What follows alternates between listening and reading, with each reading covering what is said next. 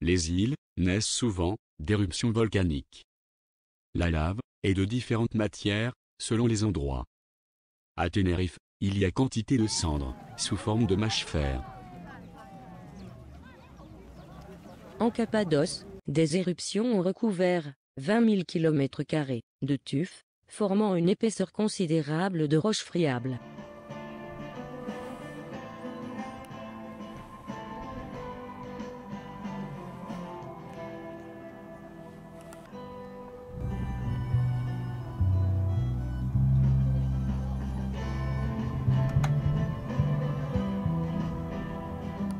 Plus tard, une autre éruption a tout recouvert, d'une roche plus dure.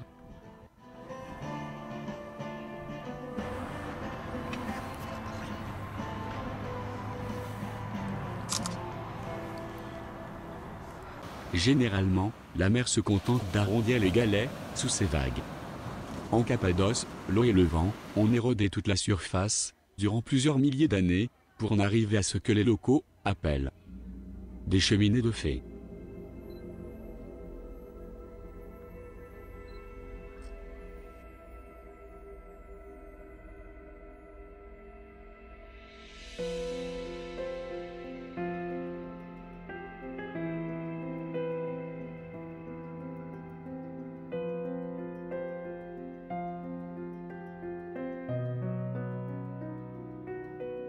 Ces cônes de roches ont été creusés en tous sens, comme du gruyère,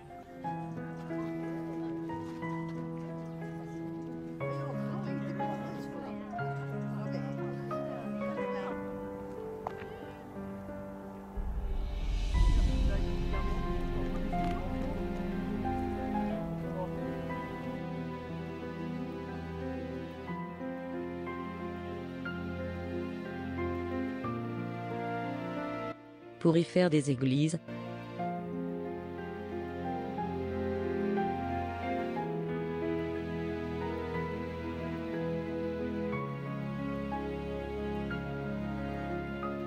des caves, des étables, du stockage de nourriture et de fourrage,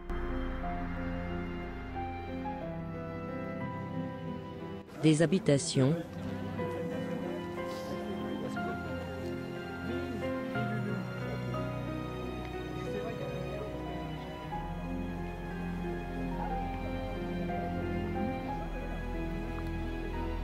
et même des villes souterraines, où se réfugier en cas d'attaque.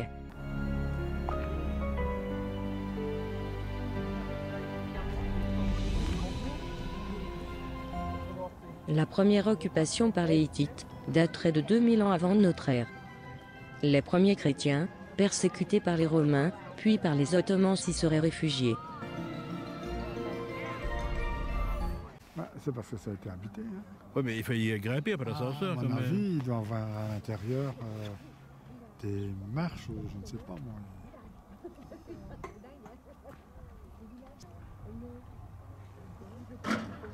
Du grand luxe là-dedans. Des sculptures, des machins.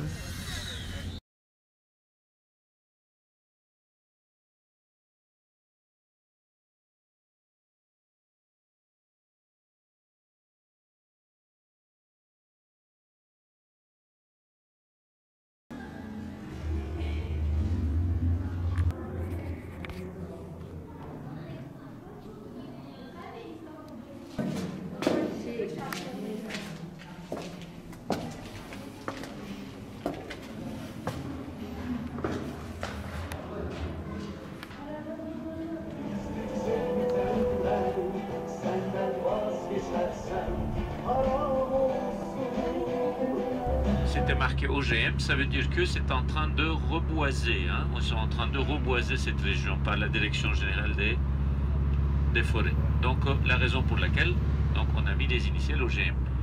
Les initiales ne veulent pas dire forcément les mêmes choses d'un pays à l'autre. Par exemple, quand en France vous dites STF, c'est sans domicile fixe. En Suisse, c'est sans difficulté financière. C'est pas la même chose.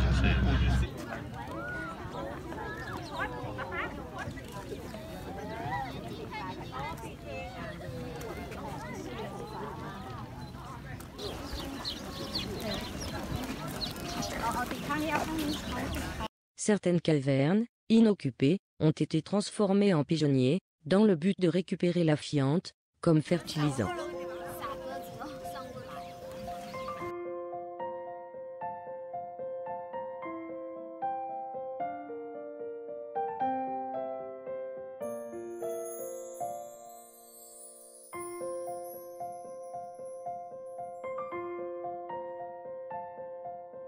Plus tard, des bâtiments en maçonnerie ont été ajoutés aux maisons troglodytes pour améliorer le confort, tout en gardant la fraîcheur des caves.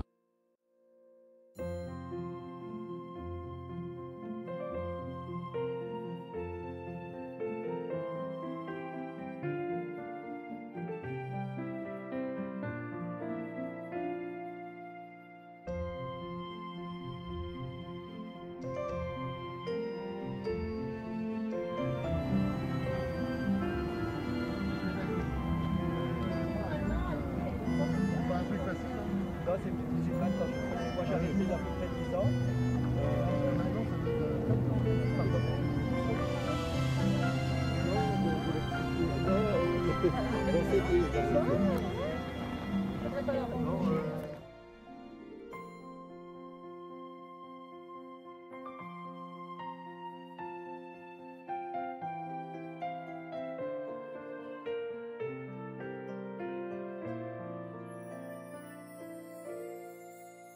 Chacun travaille à son échelle.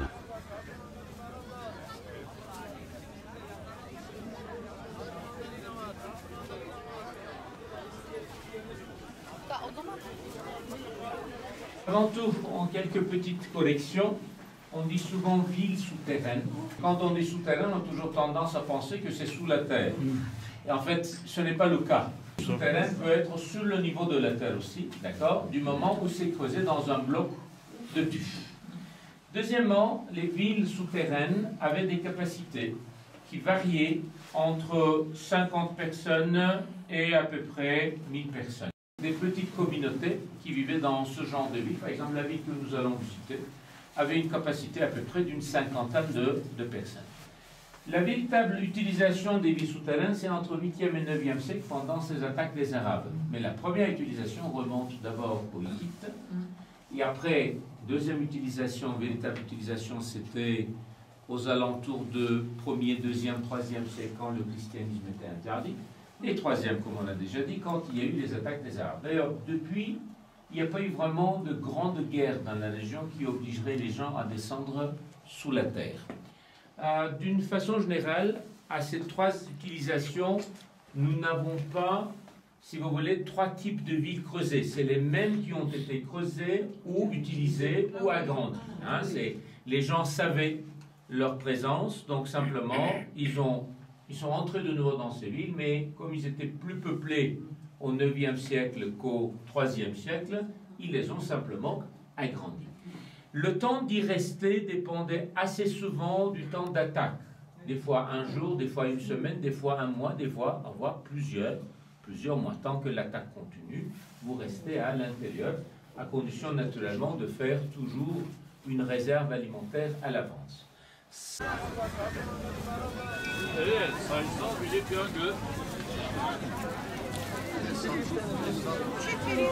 Sans exception, toutes les villes souterraines ont été creusées entre la surface et la nappe phréatique.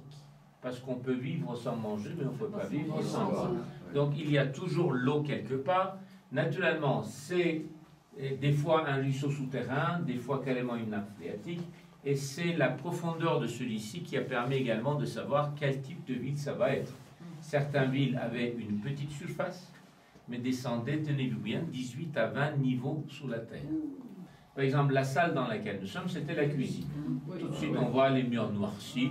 Et en voyant les murs noircis, donc on peut tout de suite dire que c'était la cuisine. Enfin, le gaz carbonique, c'est assez néfaste pour la santé, parce que c'est un gaz qui est en plus lourd que l'air. Ça s'envole pas. D'accord? Donc vous devez avoir quelque chose vraiment de très très bien pour pouvoir rejeter ce gaz à l'extérieur. Donc il y avait un super aération dans ces villes souterraines. Le tuf absorbe la fumée, et en absorbant la fumée, donc ça devient noir, comme justement c'est le cas ici.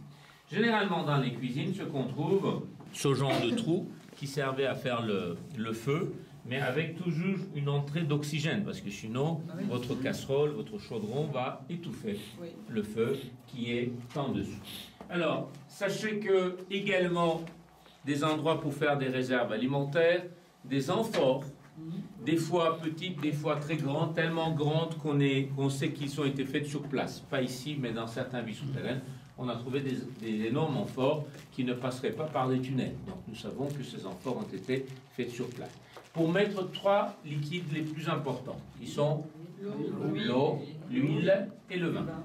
Le vin. N'oubliez pas que le vin, ça n'a pas une utilité peut-être tout de suite qui vous vient dans l'esprit, mais c'est très intéressant pour garder un certain moral quand vous êtes à l'intérieur. Parce qu'être enfermé dans une ville souterraine pendant des mois et des fois, c'est pas tout à fait évident. Hein. Donc ça peut avoir des effets assez néfastes sur la psychologie des gens. Et il n'y a pas grand-chose dans les villes souterraines. Vous voyez des mangeoires.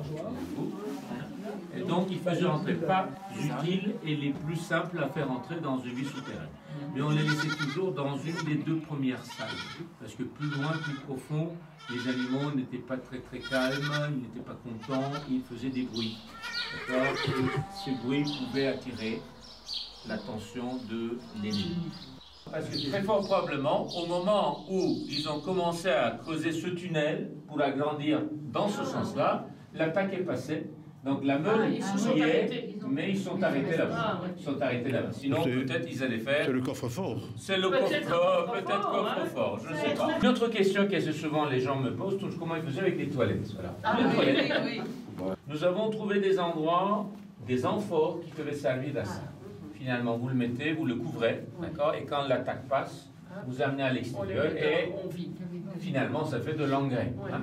Ou dans certains vies souterraines où il n'y avait pas de nappe phréatique, mais carrément un ruisseau souterrain qui coule, on évacuait. On évacuait.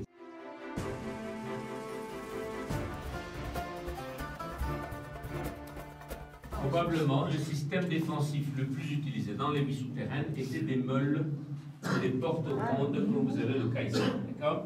Vu leur taille, on peut dire qu'elles sont faites sur place. Elles sont faites sur place. En fait, c'est très simple, c'est rond. Okay. Et puis quand vous avez envie de fermer, ça roule. C'est pas la peine d'être fort comme un turc. Hein. Ces portes de pierre étaient destinées à fermer les corridors lorsque la ville était assiégée. Les habitants se trouvaient ainsi à l'abri, puisque l'ouverture de ces portes était impossible de l'extérieur. Les portes sont percées, au centre, d'un trou, servant de défense contre toute attaque, venant de l'extérieur.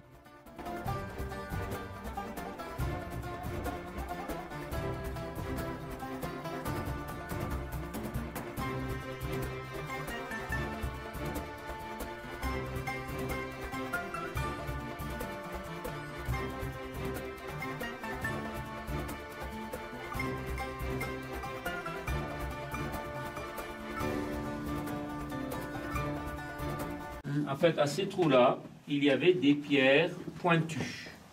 Des pierres pointues. Tous les trous. Et à quoi ça sert? Ça sert à séparer le blé de sa tige.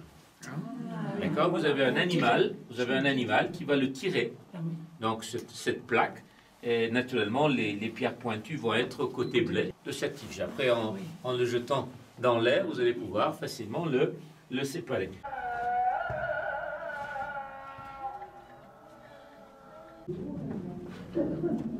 Et là, les Américains ne passent pas. Bon. Les Américains ne peuvent pas visiter. Hein. Ça va? Ça va. Tu vas aller devant ou tu passes derrière? Non, ça va. Ils sont en train de filmer, là.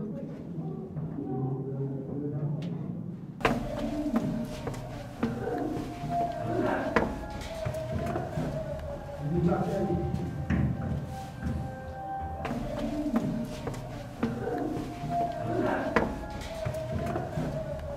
Ah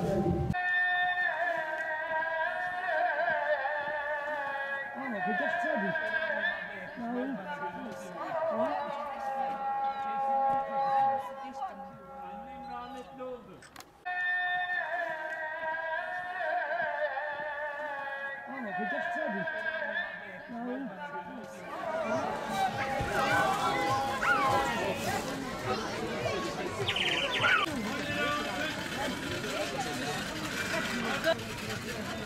Gökmen nerede Gökmen?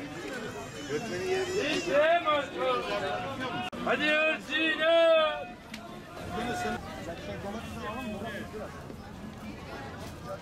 Banko'dan, Nebelbek'ten, Yargıcı'dan, dünyaca ünlü mağazalardan 10 liraya. Parça 10 lira. Alın.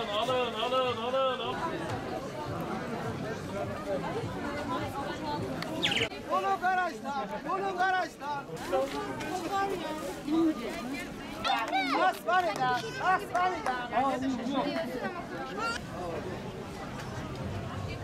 Добрый день, уважаемые девушки. Я здесь.